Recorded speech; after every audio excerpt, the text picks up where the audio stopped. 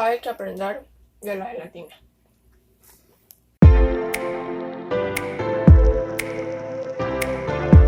Hola, yo soy Gaps, bienvenidos a mi canal que también es su canal.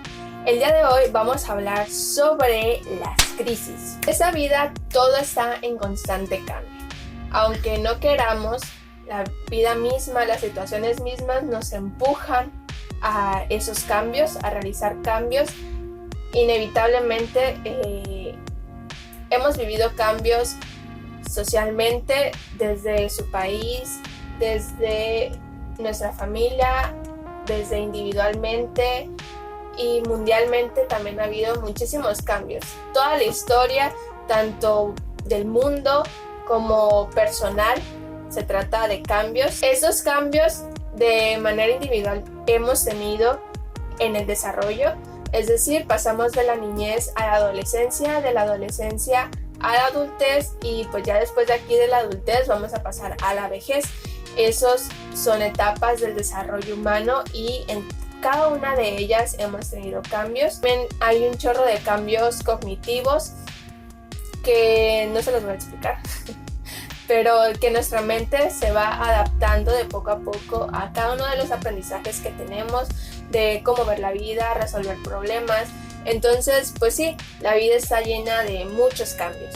Aquí también, si vieron mi video anterior, el de el estrés, donde les platiqué sobre alostasis versus homeostasis, aquí también lo encontramos porque cuando surge un cambio no podemos regresar a nuestro equilibrio, tenemos que adaptarnos a la situación y volver a poner otro equilibrio diferente al que ya teníamos. Ahora, ¿qué es lo maravilloso de los cambios? Antes de un cambio viene una crisis. Las crisis traen sufrimiento, traen dolor. Eso es inevitable dentro de una crisis. Si no trae sufrimiento ni trae dolor, sí cosas que cuestan trabajo, ¿no? Que es muy difícil de salir de una crisis. A como se los voy a explicar puede sonar muy bonito, muy fácil y quiero decirles que no lo quiero hacer sonar así, pero aquí estoy reconociendo que las crisis son muy difíciles. Hay crisis en las que personas tardan de salir años, hay crisis que duran muy poco tiempo, pero a fin de cuentas antes de un cambio siempre hay una crisis. De hecho, en psicología hay un chorro de autores que en sus teorías de la personalidad, del desarrollo humano, del desarrollo cognitivo, mencionan muchísimo las crisis. Y entonces aquí les hago referencia a esto para que sepan que las crisis son algo totalmente normal.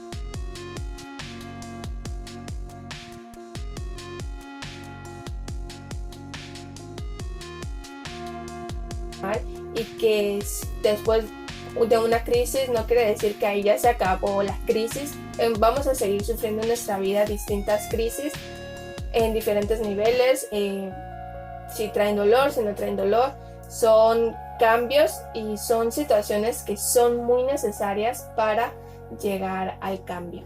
De hecho, en psicología estos autores en general utilizan la palabra crisis y su significado para psicología. La crisis es un proceso progresivo de cambio y uso la palabra progresivo para enfatizarla y aparte para que ustedes sepan entonces que el cambio no es de un día para otro, sino que es de paso a paso y por eso no es fácil salir de una crisis. Las crisis sí las llegamos a resolver de diferente manera, buena o mala.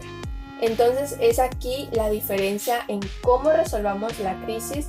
Va a haber cierto cambio. Si nosotros resolvemos una crisis de una manera negativa, haciendo acciones incorrectas o malas que nos dañen a nosotros o dañen a otras personas, eso pues va a traer pues sí un cambio, pero no un cambio que tú digas wow, o sea, de verdad un cambio positivo. Pues en cambio si resolvemos la crisis con acciones que traigan algo bueno a nuestra vida sin hacernos daño a nosotros o a otra persona, ese cambio va a significar un crecimiento personal y creo que eso es lo que siempre se espera de las crisis, que nosotros tengamos un crecimiento personal, pero para eso es necesario tomar las acciones correctas para resolver esas crisis. ¿Por qué es tan difícil salir de una crisis?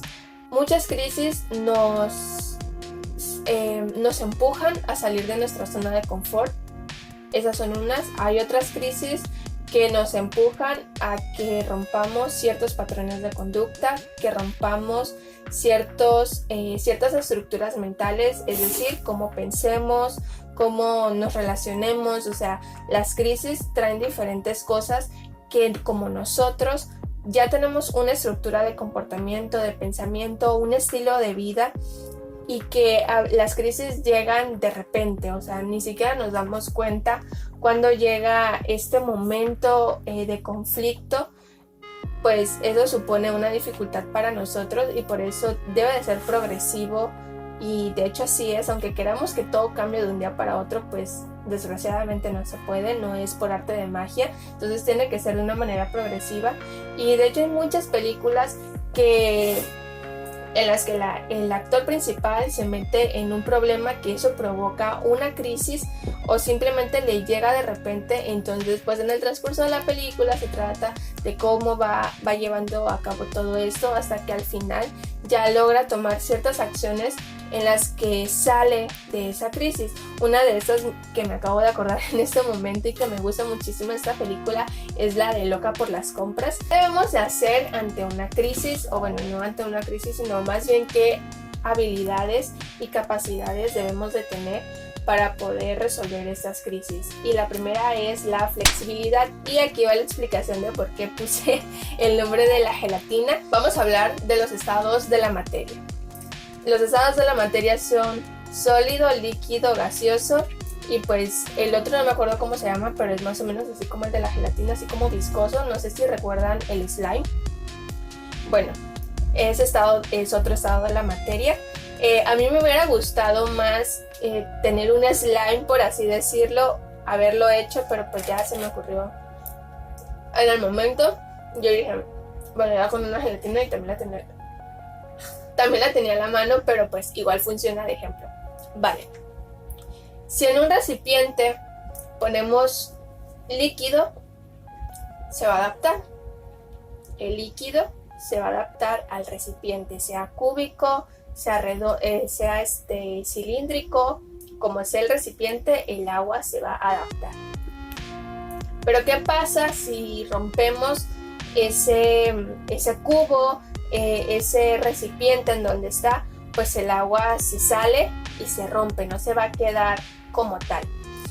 Ahora, si ponemos en un recipiente a congelar agua, se va a volver sólido y lo mismo se va a adaptar al agua. Pero ahora, si nosotros queremos poner, por ejemplo, supongamos que esto es un hielo. Si el hielo yo lo quiero poner en un recipiente redondo, no va a entrar. ¿Y qué va a ser necesario? Romper el hielo para que se pueda adaptar a la forma a la que quiero que esté. Ahora, sí, va a ser imposible que les explique lo del gaseoso, porque pues ya sabemos, o sea, no vamos a poder contener pues como tal el gas en un recipiente o algo así, porque pues se va a evaporar como tal y ya no va a estar. ¿Qué es lo ideal?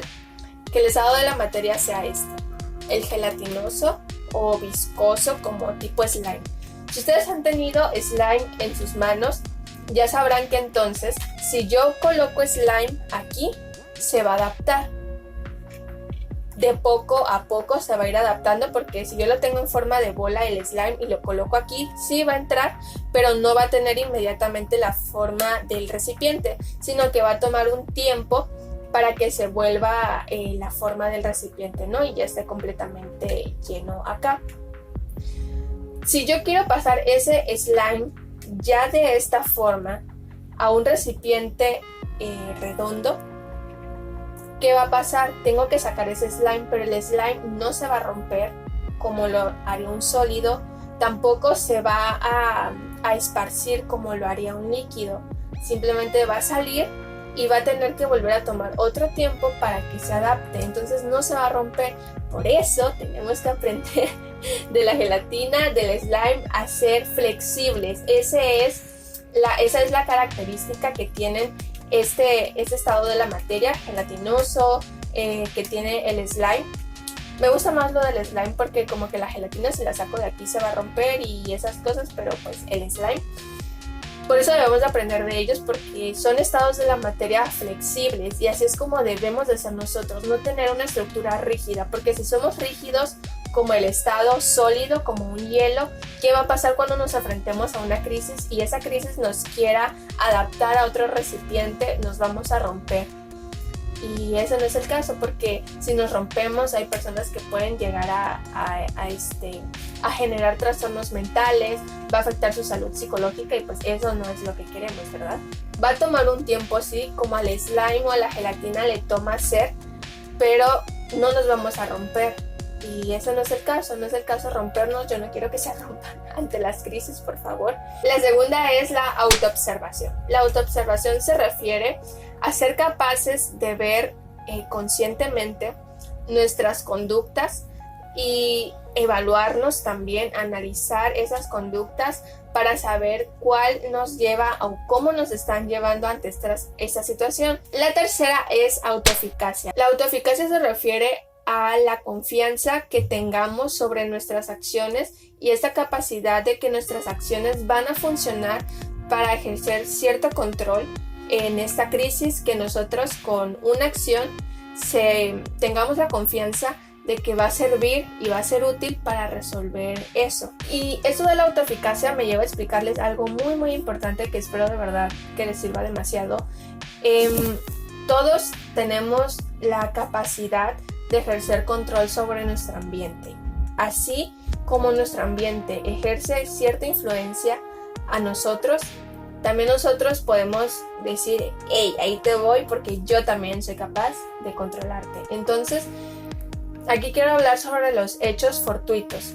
Los hechos fortuitos son eventos en nuestra vida cotidiana que aparecen de la nada y que de alguna manera nos causan esas crisis. Algunos hechos fortuitos nos sacan de nuestra zona o como que de nuestra estructura ya que teníamos. Y es como que vienen de golpe y tú te quedas como que, ¿y ahora qué hago? Eso no significa que porque el hecho fortuito sea imprevisto, sea incontrolable.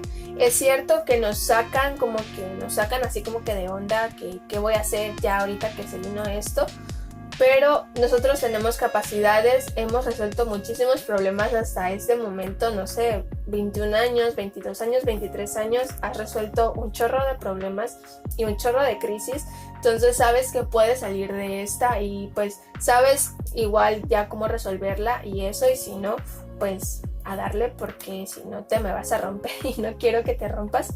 Y eso se los voy a explicar aún mejor con un diagrama que se llama el diagrama de determinismo recíproco triádico. Ese genial diagrama lo hizo Albert Bandura, un psicólogo que me encantan sus teorías, de verdad, su teoría es fascinante, es sobre el aprendizaje, pero bueno, ¿qué podemos aprender de este diagrama? Entonces hay tres, por eso se llama triádico, hay tres factores: el entorno, la conducta y la persona. Y si se dan cuenta, las flechas no es como que apunten a un solo lado, sino que todas las flechas apuntan a diferentes lados en diferentes direcciones, y eso quiere decir lo recíproco. Así como el ambiente o el entorno ejerce influencia sobre nuestras conductas, y también nosotros podemos ejercer influencia con nuestras conductas a ese entorno. Es decir, como les decía, si tenemos una crisis, eso no quiere decir que no la podamos controlar, que no podamos ejercer una influencia y favorecerla. Con eso no quiero decir que tengamos a las fuerzas volver a esa situación de acuerdo a nuestros ideales, porque eso sería aún más frustrante, sino es volverlo de manera que tomemos oportunidad de eso, que es como voltearle la tortilla a la situación. O sea, sí me estás haciendo daño, estás en la crisis, pero yo voy a volver esto a mi favor para que ya no me haga más daño. Entonces es ahí como ejercemos cierta influencia sobre nuestro ambiente para obtener un beneficio sobre eso.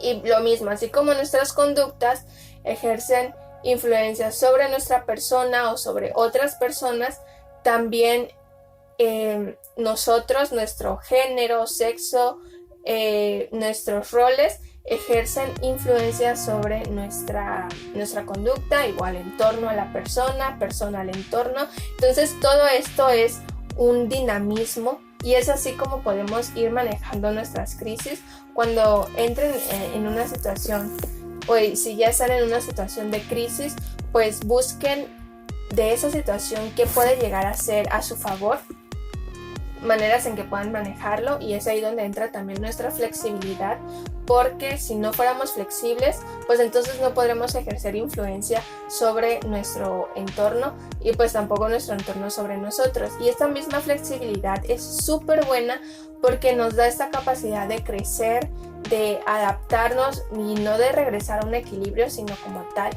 de adaptarnos, generar un nuevo equilibrio un poco más alto del que ya teníamos o uno mejor, y nos va a hacer cambiar por cosas saludables. Pero pues como les dije, las conductas que tengamos a cómo vayamos a influir en nuestro entorno pues tienen que ser conductas favorables, que no nos hagan daño a nosotros ni tampoco le hagan daño a otras personas, sino que sean buenas, sean correctas, y pues sí, de esa forma podemos superar ciertas crisis. A mí me gustaría terminar este video leyéndoles una frase que encontré y dice así: un hombre no puede cambiar la dirección del viento, pero sí puede cambiar la orientación y el sentido de las velas. Entonces creo que esto resume mucho todo esto que quiero decirles, y acuérdense, hay que aprender de la gelatina y del slime. Y pues eso sería todo por el video de hoy. Espero que les haya gustado como siempre, espero que también les haya servido de mucho. Esto sería todo por el video de hoy, nos vemos en el siguiente video, bye.